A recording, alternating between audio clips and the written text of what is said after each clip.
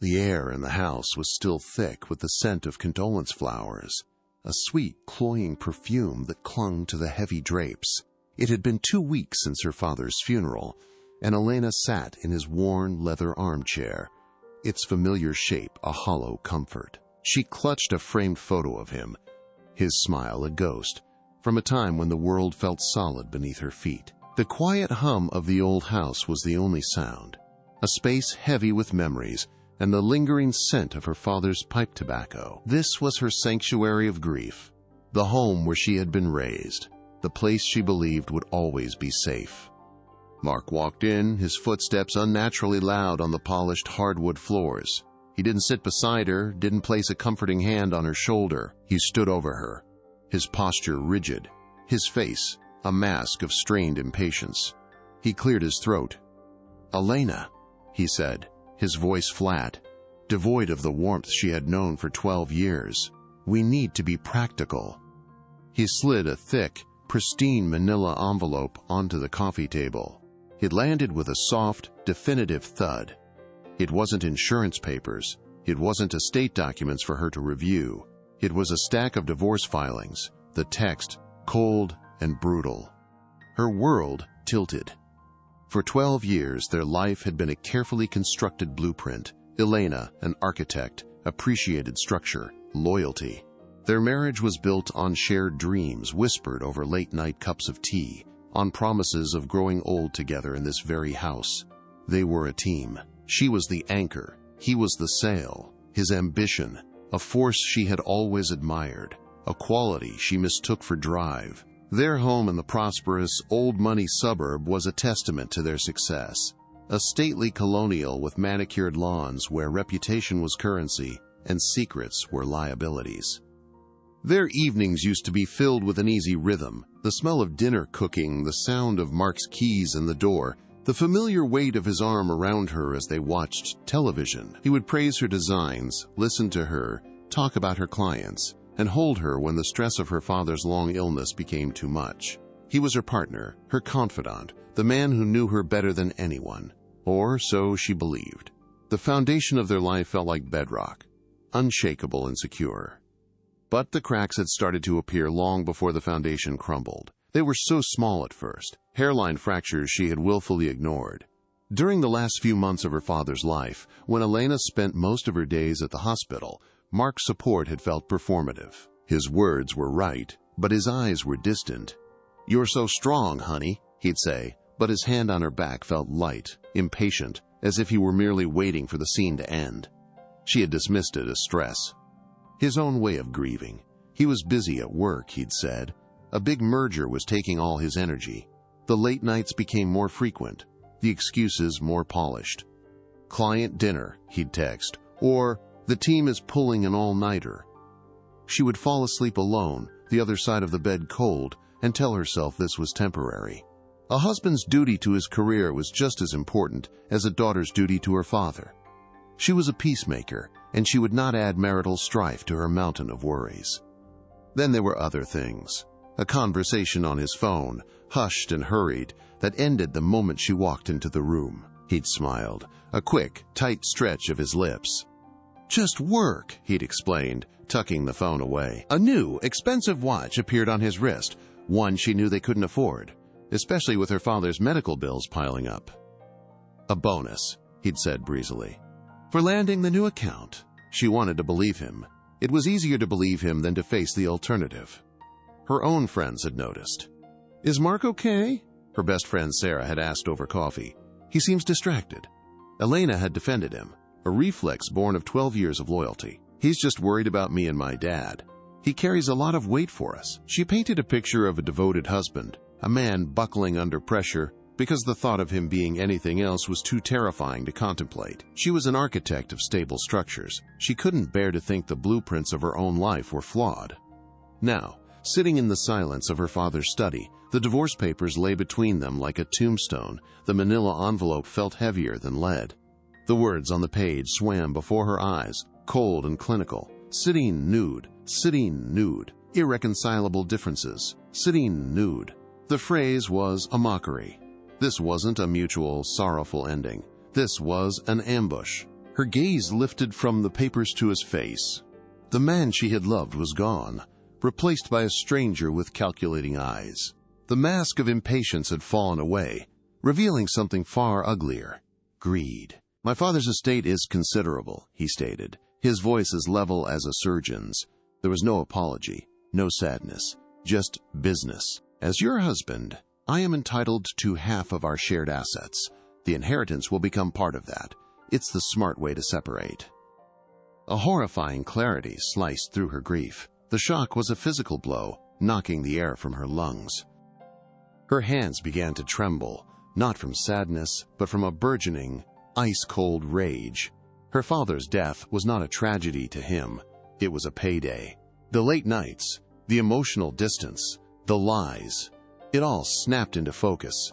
He wasn't supporting her through her grief. He was waiting for it to be over so he could collect. The sweet scent of the flowers suddenly seemed sickening. The home that was her sanctuary was now a crime scene. And the man she had built her life with was not her partner. He was a predator who had been circling, waiting for the perfect moment to strike. The peacemaker inside her went silent. The war had just begun. The tremble in Elena's hands ceased. It was replaced by an unnerving stillness, a cold that started in her gut and spread through her veins, freezing the grief solid. Her voice, when it finally came, was a stranger's, low, level, and sharp as broken glass. "Get out!" Mark blinked, a flicker of surprise crossing his features before the mask of detached pragmatism snapped back into place. "Elena, be reasonable. This is our house. We need to discuss the logistics." "This was my father's house," she corrected him, her gaze unwavering, "and you are no longer welcome in it. Get out!" He left, not with a fight, but with the quiet, smug confidence of a man who believed he had already won. The following days were a slow-motion violation. Mark would appear at pre-arranged times, accompanied by a legal aid, to inventory their life. He moved through the rooms with the cold efficiency of an auctioneer, placing small yellow sticky notes on furniture, art, even a silver lamp she'd inherited from her grandmother. Each yellow square was a fresh stab, a declaration that her memories were now just assets to be divided. He didn't speak to her. He didn't have to. The notes did the talking. Shared marital property, subject to appraisal. The official letters began to arrive, delivered by courier in crisp, intimidating envelopes. They were from his lawyer, a man whose name sounded as expensive as his letterhead. The language was a twisted version of their life together, painting Elena as emotionally fragile, overwrought with grief, and incapable of making sound financial decisions. They suggested a swift settlement, heavily in Mark's favor, to avoid further emotional distress. It wasn't an offer, it was a threat wrapped in legalese. Her grief was being weaponized against her. Her social circle fractured. A few loyal friends like Sarah rallied, bringing casseroles and offering a couch to cry on. "He's a monster, Elena," Sarah said, her voice fierce with protective anger. "We all see it." But others drifted away. She saw a couple they'd known for years at the local market. They gave her a tight, pitying smile and quickly steered their cart down another aisle. The whispers followed her, quiet but corrosive. She was the unstable widow, the difficult wife. Mark, with his practiced charm, was weaving a narrative of a concerned husband forced into a painful decision, and some people were buying it. The home that was once her sanctuary now felt like a glass cage, her pain on public display. The most visceral blow came on a Tuesday night. Unable to sleep, she logged into their joint savings account, the one they had built for their future, for travel, for emergencies. The balance had plummeted. He was liquidating their life together to fund the legal machine designed to crush her. Every withdrawal was a fresh betrayal, dismantling the very foundation she had spent 12 years building, using her own money to finance her own destruction. That was the moment the peacemaker inside her finally died. It wasn't a loud death. It was a quiet, cold hardening of the heart.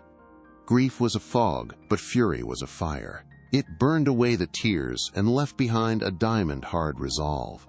She would not let him plunder her father's legacy.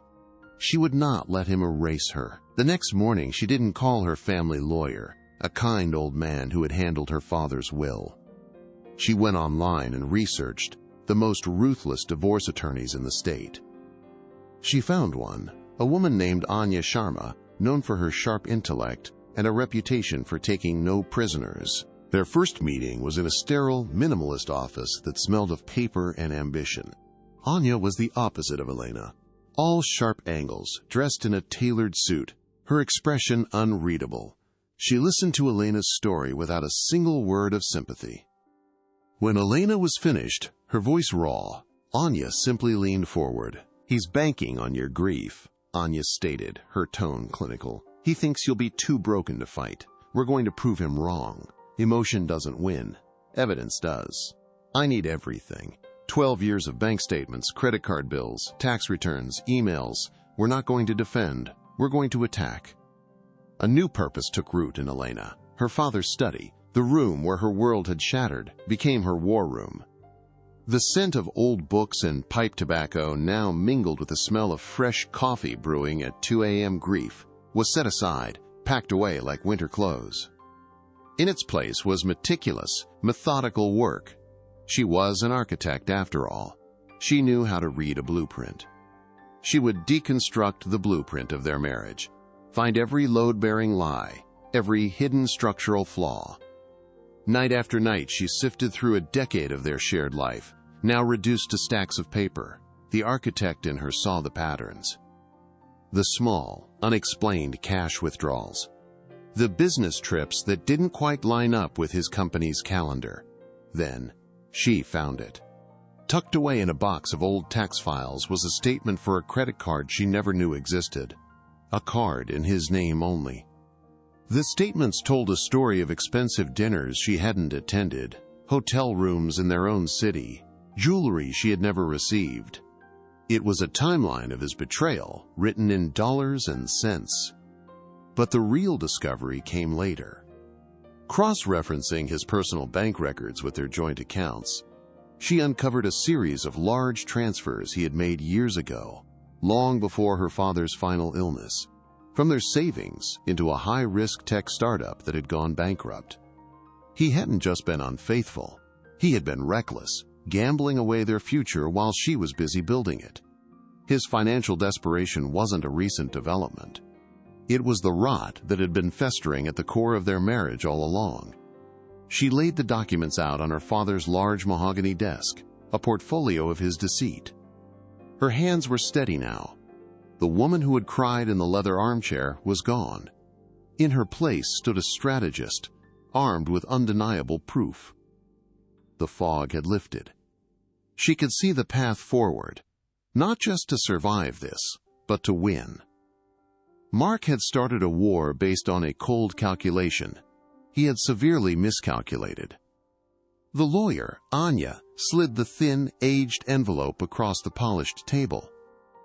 It felt different from the stiff, aggressive legal documents that had defined the past few months.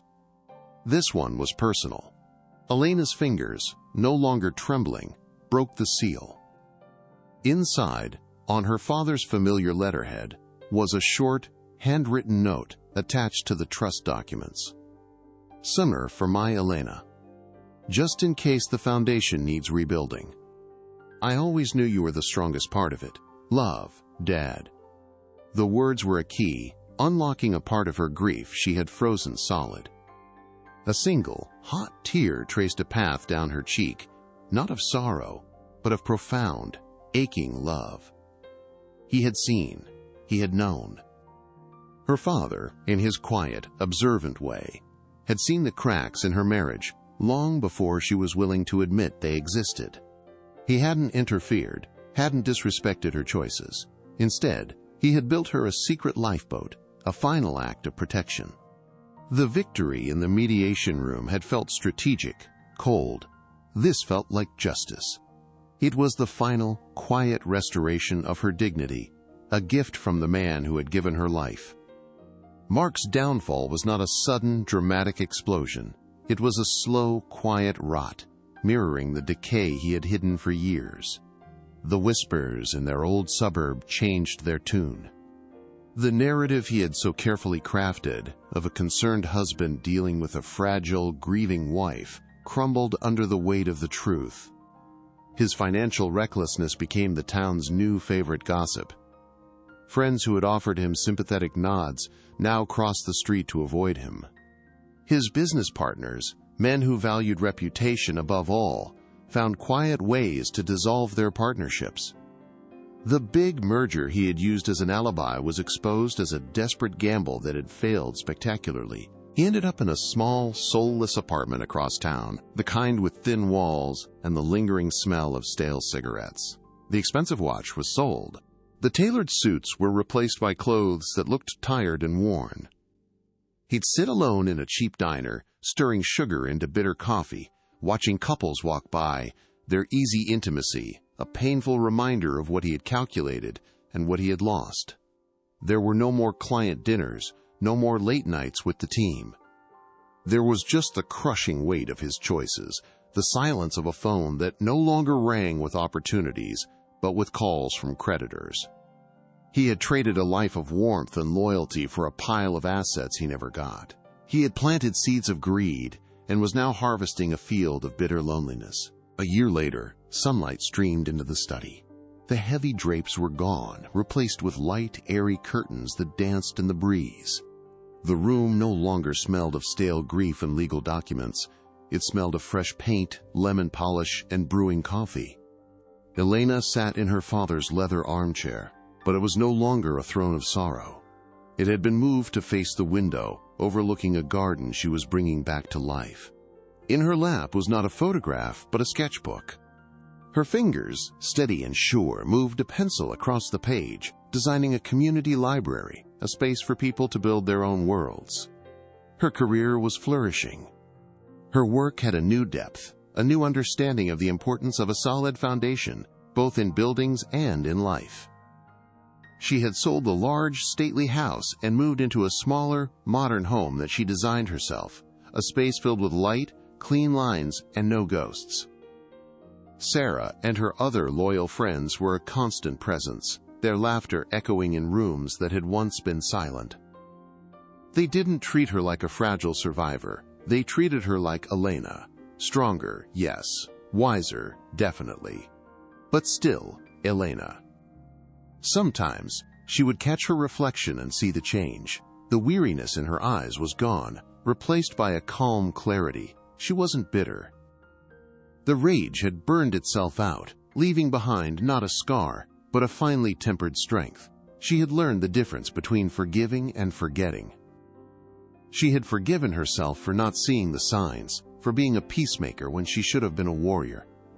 But she would never forget the lesson. The betrayal was not the end of her story. It was the violent, painful, and necessary demolition of a life built on a faulty blueprint. From the rubble, she had salvaged the parts that were true, her,